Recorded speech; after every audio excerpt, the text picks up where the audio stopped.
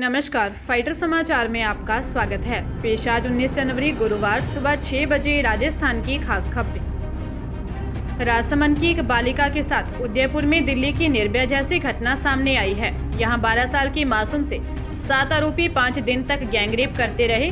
बच्ची उदयपुर में 10 जनवरी को लावारिस हालत में मिली। पुलिस ने जब पूछताछ की तो हैरान कर देने वाला खुलासा हुआ।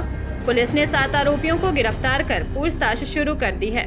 राजसमंद एएसपी शिवलाल बैरवा ने बताया कि पीड़िता के पिता ने कैलवाड़ा थाने में 5 जनवरी को बेटी की गुमशुदगी की रिपोर्ट दी थी। 10 जनवरी को बच्ची लावारिस हालत में मिली।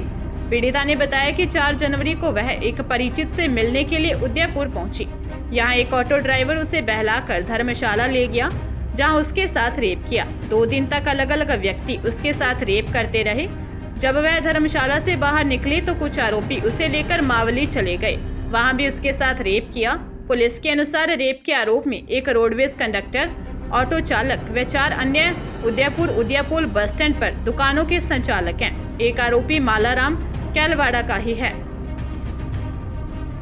राजस्थान सरकार ने प्रदेश में बढ़ते कोचिंग माफिया पर नकेल कसने के लिए सरकार ने गाइडलाइन जारी की है, जिसके तहत प्रदेश भर में जिला स्तर पर कोचिंग निगरानी समिति का गठन किया जाएगा, जिसमें पुलिस प्रशासन के साथ अभिभावकों और डॉक्टर को भी शामिल किया जाएगा। वहीं स्टूडेंट्स की शिकायत के लिए ऑनलाइन पोर्टल बनाया जाएगा, जिसकी निगरानी मुख्यमंत्री स्तर पर की जाएगी। शिक्षा विभाग की गाइडलाइन के अनुसार प्रतिस्पर्धा और शैक्षणिक दबाव के चलते स्टूडेंट्स काफी परेशान हैं। पिछले कुछ वक्त से काफी स्टूडेंट्स ने आत्महत्या भी कर ली है। इसके लिए स्टूडेंट्स की समस्या को दूर करने के लिए कोचिंग गाइडलाइन तैयार की गई है, जिसमें स्टूडेंट्स की शैक्षणिक व्यवस्था के सुधार के साथ उनकी मानसिक स्थिति को बेहतर बनाने के लिए काम किया गया है। जो भी कोचिंग संस्थान सरकार की गाइडलाइन की पालना नहीं करेगा, उसके खिलाफ सख्त कार्रवाई की जाएगी। भरतपुर जिले के नदबई कस्बे में नगर सड़क मार्ग बाईपास चौराहे पर बच्चों से भरी निजी स्कूल की बस और डंपर में भिड़ंत हो गई। डंपर से भिड़ने के बाद बस पास स्थित एक पेड़ से जा टकराई। जब टक्कर हुई तो बस में करीब 3 दर्जन बच्चे सवार थे। घायल बच्चों को अस्पताल पहुंचाया गया, जहां इनका इलाज चल रहा है।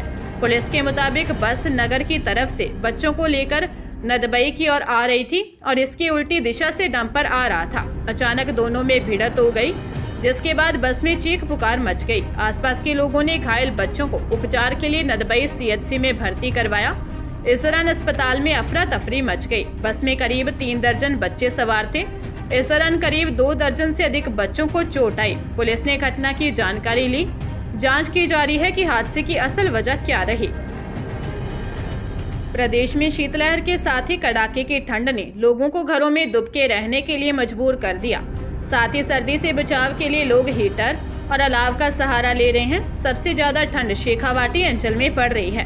वहीं मौसम विभाग ने 13 जिलों में शीतलहर का अलर्ट जारी किया। जयपुर मौसम केंद्र के निदेशक राधेश्याम शर्मा ने बताया कि आगामी दिनों में 2 बैक टू बैक पश्चिमी विक्षोभ के प्रभाव से प्रदेश के मौसम में बदलाव होने की संभावना है। साथ ही न्यूनतम तापमान में बढ़ोतरी हो सकती है।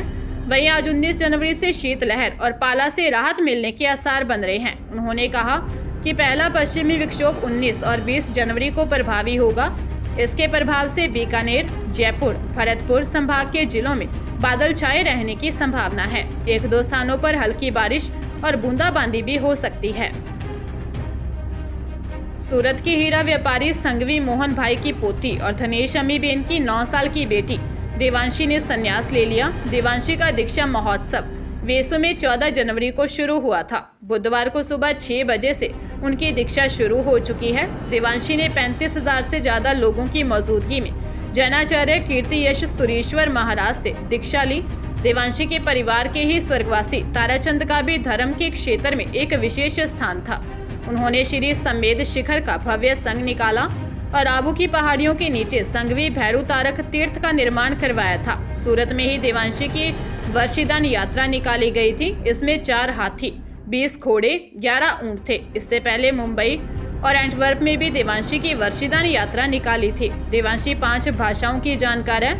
वह संगीत, स्केटिंग, मेंटल मैथ्स और भरतनाट्यम में एक्सपर्ट है। देवांशी को वैराग्य शतक और तत्वार्थ के अध्याय जैसे महाग्रंथ कंठस्थ हैं।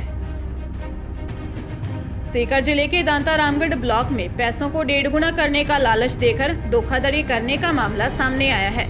यहाँ पीड़ित के परिचित ने उससे रुपए 1.5 गुना करने का लालच देकर 18,90,000 रुपए ऐंठ लिए। पीड़ित हरिप्रसाद ने बताया कि करीब 1 साल पहले उसका परिचित जयपुर निवासी पुष्पेंद्र घर आया।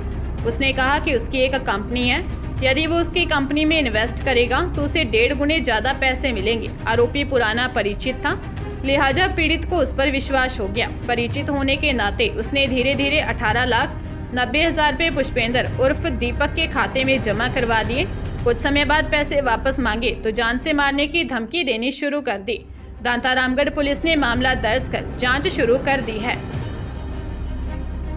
अजमेर भ्रष्टाचार निवारण अधिनियम कोर्ट में एसओजी के एडिशनल एसपी दिव्या मित्तल को पेश किया गया। भ्रष्टाचार निरोधक ब्यूरो की टीम दिव्या को जयपुर से लेकर आई। एसीबी कोर्ट ने दिव्या मित्तल को 3 दिन के रिमांड पर सौंप दिया। दिव्या मित्तल को एसीबी कोर्ट अजमेर में फिर 20 जनवरी को पेश किया जाएगा। इस दौरान पुलिस का पर्याप्त जाब्ता तैनात रहा। एसीबी टीम के अधिकारी भी मौजूद रहे। इस दौरान मित्तल के चेहरे पर किसी तरह की शिकन देखने को नहीं मिली। अजमेर में 2 करोड़ की रिश्वत मांगने के मामले में नशीली दवाओं का कारोबार सुर्खियों में आ गया है। इसमें अफसरों के मुख्य आरोपित को बचाने की जुगत दिख रही है। नशीली दवाओं के कारोबार में एसओजी ने पिछले साल कोतवाली क्षेत्र देहरादून से हिमालय मेडिटेक कंपनी के डायरेक्टर सुनील नंदवानी को गिरफ्तार किया था। हरियाणा के जिंद में जाट धर्मार्थ सभा के प्रधान देवव्रत ढांडा से अज्ञात व्यक्ति ने व्हाट्सएप कॉल के जरिए 1 करोड़ रुपए की फिरौती मांगी है। फिरौती नहीं देने पर ढांडा को जान से मारने की धमकी मिली है। सिविल लाइन थाना पुलिस ने अज्ञात के खिलाफ मामला दर्ज कर जांच शुरू कर दी है। देवव्रत ढांडा ने पुलिस को दी शिकायत में बताया कि वह जिंद के अर्बन एस्टेट में रहता है, जाट धर्मार्थ सभा का प्रधान है। साल 2018 में जिंद जिले के सबसे टॉप इनकम टैक्स पेई रहा है। उसने बताया कि उसके पास एक व्हाट्सएप कॉल आई और उससे धमकी देते हुए कहा, तुम्हारी 1 करोड़ रुपए की सुपारी मिली हुई है, 2 दिन में तुम्हें मार देंगे। देवव्रत ढांडा ने इसकी शिकायत पुलिस को दी है। देवव्रत ढांडा ने एसएसपी को भी मामले से अवगत करवाया है। सुप्रीम कोर्ट ने राष्ट्रीय राजधानी में सेवाओं के नियंत्रण को लेकर केंद्र तथा दिल्ली सरकार के बीच के विवाद पर बुधवार को अपना फैसला सुरक्षित रख लिया। प्रधान न्यायाधीश डीवाई चंद्रचूड़ की अध्यक्षता वाली 5 न्यायाधीशों की संविधान पीठ ने फैसला सुरक्षित रखने से पहले लगभग 4.5 दिनों तक क्रमशः केंद्र और दिल्ली सरकार का प्रतिनिधित्व कर रहे सॉलिसिटर जनरल तुषार मेहता और वरिष्ठ अधिवक्ता AM सिंघवी की दलीलें सुनी। इससे पहले दिल्ली में सेवाओं के नियंत्रण पर केंद्र और दिल्ली सरकार की विधायी और कार्यकारी शक्तियों के दायरे से संबंधित कानूनी मुद्दे की सुनवाई के लिए संविधान पीठ का गठन किया गया था। शीर्ष अदालत ने 6 मई को दिल्ली में सेवाओं के नियंत्रण के मुद्दे को 5 न्यायाधीशों की संविधान पीठ के पास भेजा था। पंजाब के लुधियाना स्थित खन्ना में जिस जगह से 7 दिन पहले राहुल गांधी की भारत जोड़ो यात्रा गुजरी, वहीं पर बम मिला है। यह बरामदगी खन्ना के मिलिट्री मैदान में हुई है। इसकी सूचना मिलते ही पुलिस ने पूरे इलाके को सील कर दिया। बम की जांच के लिए पुलिस की बम डिस्पोजल टीम को बुलाया गया है। इसके अलावा सेना को भी सूचना दे दी गई है। जांच के लिए सेना भी पहुंच सकती है। जिस मिलिट्री मैदान में बम मिला, वहां से राहुल गांधी करीब 300 मीटर की दूरी पर रोड से गुजरे थे। ऐसे में इसको लेकर अब कई तरह के शक पैदा हो रहे हैं। बम यहाँ कब और क्यों रखा गया, इसकी जांच के लिए पंजाब पुलिस के सीनियर अफसर स्पॉट पर पहुंच गए। लुधियाना में 26 जनवरी को लेकर पुलिस लगातार चेकिंग कर रही है। ऐसे में इस बम की सूचना से उनमें हड़कंप मचा हुआ है। पुलिस हर एंगल से जांच कर रही है।